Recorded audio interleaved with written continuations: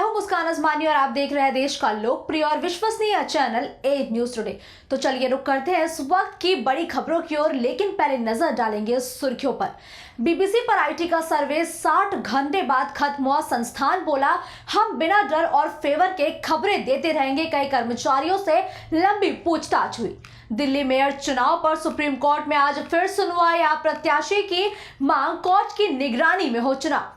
जम्मू कश्मीर में कांपी धरती। 3.6 की तीव्रता के भूकंप के झटके महसूस किए गए। भूकंप से सुरक्षा को लेकर दिल्ली हाईकोर्ट ने जताई चिंता। मस्जिद में तोड़फोड़, लगाए गए जय श्री राम के नारे। वीएचपी और बजरंग दल के कार्यकर्ताओं ने रोका काम और पुलिस के सामने फेंका सामान। विधायक इरफान सोलंकी की 150 करोड़ की संपत्ति होगी सीज। वकील का दावा, दूसरा कानपुर देहात बनाने की तैयारी। तो चलिए अब रुक करते हैं बड़ी खबरों की ओर, जहां दिल्ली और मुंबई में ब्रिटिश ब्रॉडकास्टिंग कॉर्पोरेशन यानी बीबीसी ऑफिस में आयकर विभाग का सर्वे 60 घंटे के बाद पूरा हो गया।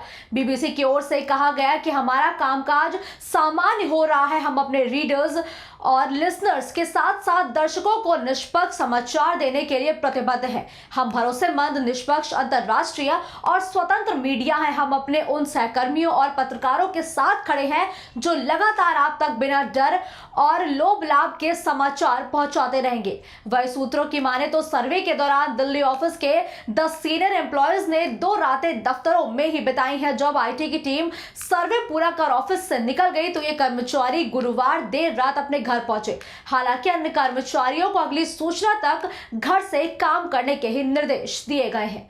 अगली खबर हम आपको बताते चले, जहां दिल्ली मेयर चुनाव के मुद्दे पर आज सुप्रीम कोर्ट में सुनवाई होगी। आपकी मेयर प्रत्याशी शैली ओबरॉय ने याचिका लगाकर मनोनीत पार्षदों को मेयर चुनाव में वोटिंग राइट देने के फैसले को चुनौती दी है। शैली ने कोर्ट से मांग की है कि मेयर का चुनाव सुप्रीम कोर्ट की निगरानी में ही किया जाए। इससे पहले सोमवार को इस मामले में सुनवाई हुई, जहां सीजेआई DY चंद्रचूड़ की अध्यक्षता वाली बेंच ने कहा कि कानून बिल्कुल स्पष्ट है कि मनोनीत सदस्यों को वोट देने का अधिकार नहीं है। जिसके बाद एलजी के कार्यालय की ओर से बताया गया कि 16 फरवरी के चुनाव को स्थगित कर दिया गया है। अगली खबर जम्मू और कश्मीर से सामने आ रही है, जहां कटरा से 95 किलोमीटर पूर्व में आज सुबह 5 बजे तकरीबन भूकंप के झटके महसूस किए गए। राष्ट्रीय भूकंप केंद्र के मुताबिक रिक्टर स्केल पर भूकंप की तीव्रता 3.6 दर्ज की गई है। हालांकि इस भूकंप की वजह से अभी तक जान माल का कोई भी नुकसान नहीं हुआ है। वहीं तुर्की, फिलीपींस, सीरिया, नेपाल में भूकंप की भयावह तस्वीरों को देखते हुए देश की अदालत ने भी चिंता जताई है।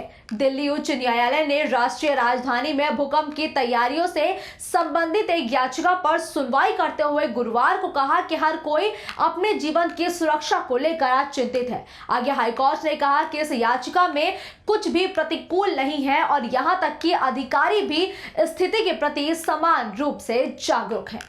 अगली खबर बांदा से है, जहां गुरुवार को एक निर्माणाधीन मस्जिद में विश्व हिंदू परिषद और बजरंग दल के सैकड़ों कार्यकर्ताओं ने तोड़फोड़ कर दी है।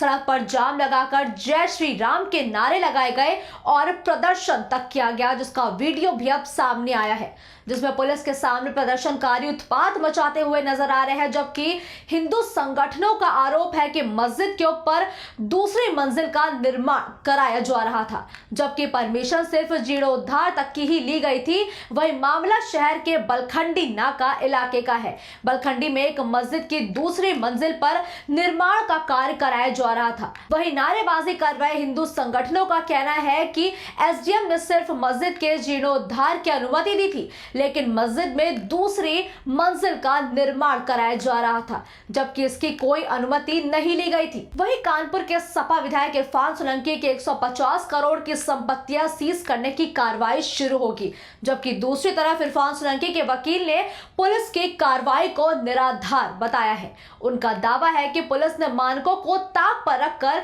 इरफान पर गैंगस्टर एक्ट लगाया है। अगर पुलिस ने संपत्तियां सीज की तो दूसरा कानपुर देहात बनाने की तैयारी है। साथ ही आपको बताते चले कि इरफान सोलंकी के खिलाफ 7 नवंबर 2022 को जाजमऊ थाने में पड़ोसी महिला नसीम ने घर फूंकने की एफआईआर दर्ज कराई थी, जिसके बाद पुलिस ने 1 महीने के अंदर इरफान के खिलाफ गैंगस्टर एक्ट समेत एक के बाद एक 8 मुकदमे दर्ज किए गए थे, जिसमें से महिला का घर फूंकना और फर्जी आधार कार्ड बनाकर हवाई यात्रा करने के मामले में पुलिस चार्जशीट दाखिल कर चुकी है, जबकि अन्य 6 मामलों में जांच अंतिम पायदान पर पहुंच चुकी है।